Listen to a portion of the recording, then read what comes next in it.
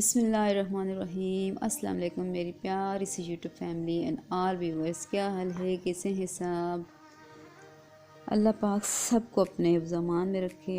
आज मैं जो रेसिपी आप सबके साथ शेयर करने जा रही हूँ वो ख़ुद मुझे बहुत ज़्यादा पसंद है और वो है हलीम। हलीम तो तकरीबन तमाम घरों में बनती है और हर एक का बनाने का तरीका भी कुछ ना कुछ मुख्तलिफ होता है।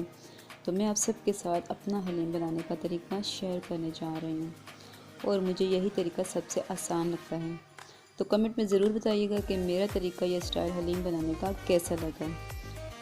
और मेरी आप सबसे रिक्वेस्ट है कि काइंडली वीडियो को पूरा देखा करें। मेरी अक्सर वीडियो के दो हिस्से होते हैं, एक में कोई रेसिपी आप लोगों के साथ शेयर करती हूँ और दूसरे में अपनी मादरी ज़ुबान का एक लफ्ज़। और रेसिपी के हवाले से तो कमेंट आते हैं, लेकिन सेकंड पार्ट के हवाले से बहुत ही कम कभी कोई कमेंट आता है, जिसका मतलब है कि वीडियो पूरी नहीं देखी जाती। सो प्लीज़ प्लीज़ प्लीज़ मेरी आप सब से एक बार फिर रिक्वेस्ट है कि प्लीज़ वीडियो को मुकम्मल देखा करें और इस पर कमेंट भी किया करें। तो चलते हैं अब फिर टाइम ज़ाया किए बगैर अपनी रेसिपी की तरफ। यहाँ पे मैंने ये दालें और अनाज मतलब गंदम और चने की दाल, माश की दाल, मूंग की दाल, जैसे मैंने सुबह हलीम बनानी थी अगले दिन रात को उनको मैंने भिगो के रख दिया था। और अब मैंने ले लिया है एक पैन में चिकन और इसमें डालना है ऑयल और अदरक लहसुन का पेस्ट। तो इसको अदरक लहसुन के पेस्ट में थोड़ी देर फ्राई करूँगी और फ्राई करने के बाद मैंने इसमें हलीम मसाले का एक पैकेट शामिल कर दिया। जी, तो ये तो मैंने बताया नहीं कि मैं आपको चिकन हलीम बनाने जा रही हूँ। तो ये हलीम मसाले का पैकेट इसमें डालने के बाद मैं इसको अच्छे से फ्राई कर लूँगी। तो चिकन को पहले मैंने ऑयल में, फिर अदरक लहसुन के पेस्ट में और उसके बाद हलीम मसाले के पैकेट में अच्छी तरह से भून लिया है। भूनने के बाद अब मैं इसमें पहले से भिगो के रखे गए दालें और अनाज शामिल कर दूँगी। और इन सब को है, दालों को और अनाज को भूनना नहीं है, फिर ये गलने में थोड़ा मसला करते हैं। ये डालने के बाद आप इसमें पानी डाल दें अपने हिसाब से। मैं तकरीबन 1.5 जग के बराबर पानी डाल रही हूँ।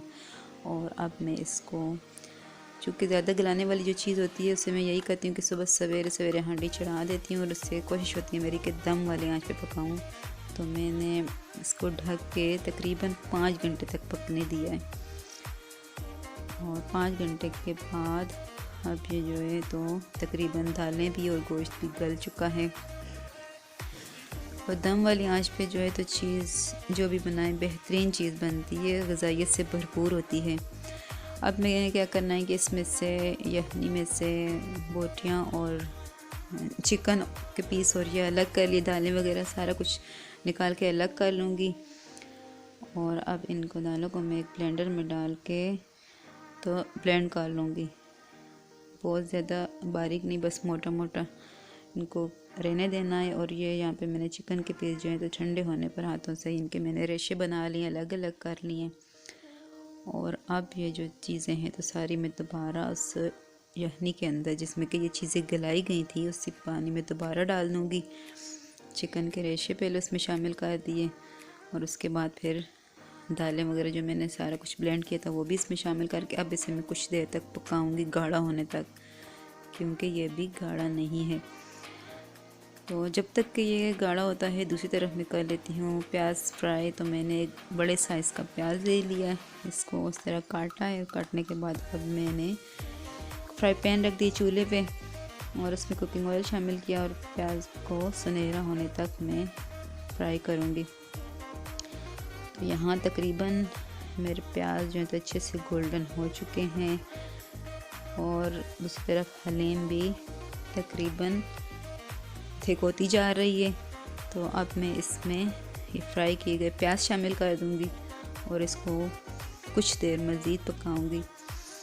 बहुत ज़्यादा गाढ़ा भी नहीं करना, क्योंकि फिर जब वो ठंडी होती है तो बिल्कुल थिक हो जाती है और खैर इतनी ज़्यादा थिक मुझे तो पसंद नहीं। बहरहाल हर किसी की अपनी अपनी पसंद होती है।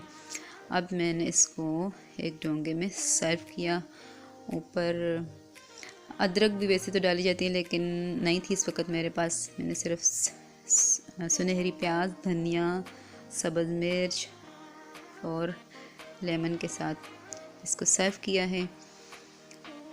तो ये अब गर्मा गर्म सी हलीम तैयार है, बहुत ही ज़बरदस्त किस्म की, बहुत अच्छी खुशबुएँ आ रही हैं जी। तो फर्स्ट पार्ट यानी कि रेसिपी तो हो गई तैयार, और अब हम बात कर लेते हैं अपने सेकंड पार्ट पे।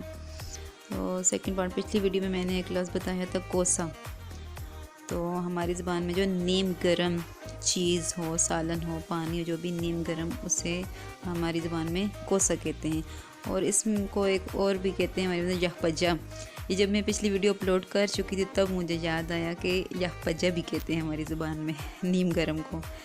तो ये हो गया पिछला वर्ड, और आज का नया लफ्ज़ है जी। तो नया लफ्ज़ है मिलखोरा। तो इस पे बात करेंगे इंशाल्लाह आने वाली वीडियो में। तो मेरी आज की वीडियो और आज का लफ्ज़ कैसा लगा मुझे कमेंट में ज़रूर बताइएगा। तो फिर तब तक के लिए मैं इजाज़त लेती हूँ, मिलते हैं किसी नेक्स्ट वीडियो में नए लफ्ज़ और नए आईडी के साथ। तब तक के लिए अल्लाह हाफिज़। मुझे दुआ में ज़रूर याद रखिएगा और अपना बहुत सा ख्याल रखिएगा।